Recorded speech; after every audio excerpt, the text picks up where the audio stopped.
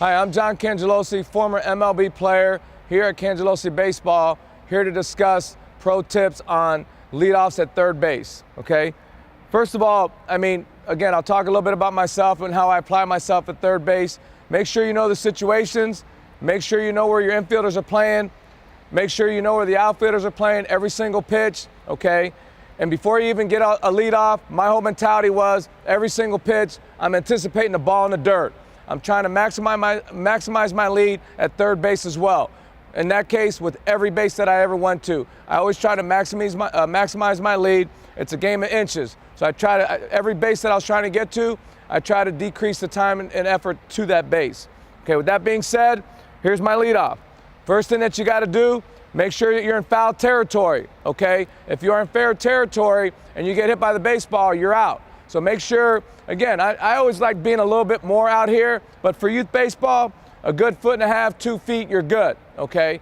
Now, the way I determine my lead, and again, everything's modified, guys. I know I'm a base stealer, so I'm gonna have verbiage as far as being a base runner. For you guys that are not as fast or more aggressive as me or your base stealers, do everything that I'm saying in modification towards your body type, okay? Now, I dictated my lead on that third baseman, okay? If that third baseman was playing here, hovering around third base, my walk-off, I'm gonna take as much as he gives me, okay?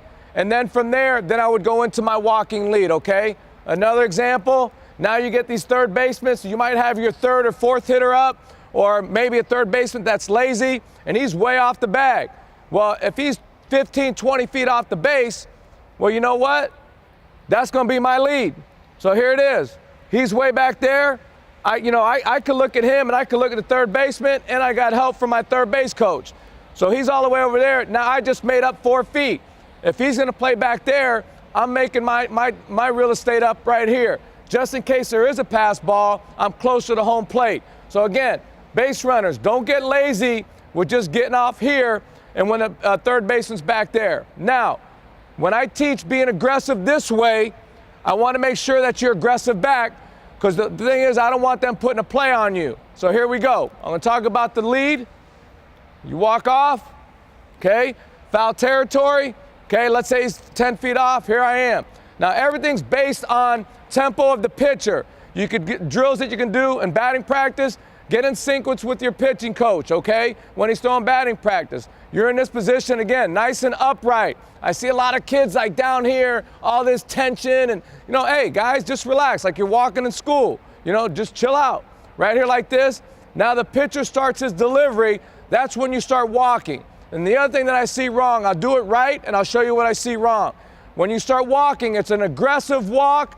The last step you take is a shuffle, and you finish sideways. You finish squared up.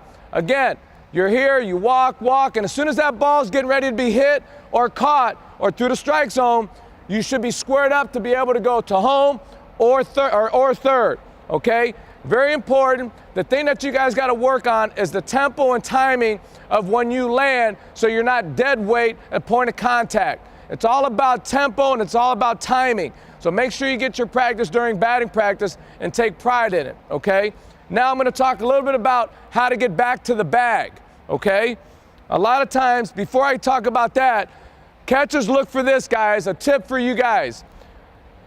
This is the wrong things to do as a base runner when you're on third base. Catchers look for this. When you come like this and you hit, boom, and your shoulders are this way.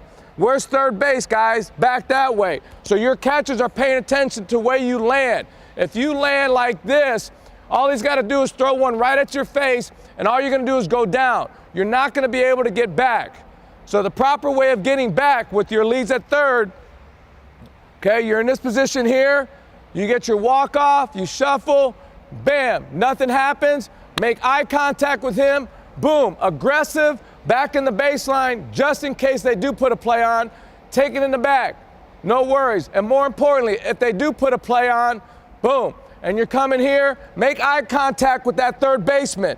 If that third baseman's in there and he's kind of, in the baseline or out, block that view. Look at his facial expressions. Make sure where he's going and block that view, because there's nothing harder than a catcher with a snap throw and the visual of you're giving that runner, okay, or the third baseman.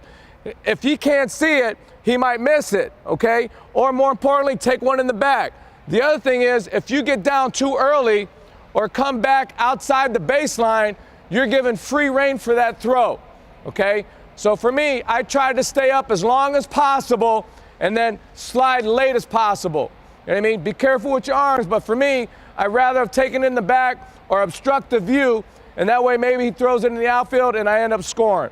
So again, getting your leads, pay attention to your third baseman. If he's going to give you 10 feet, take 10 feet.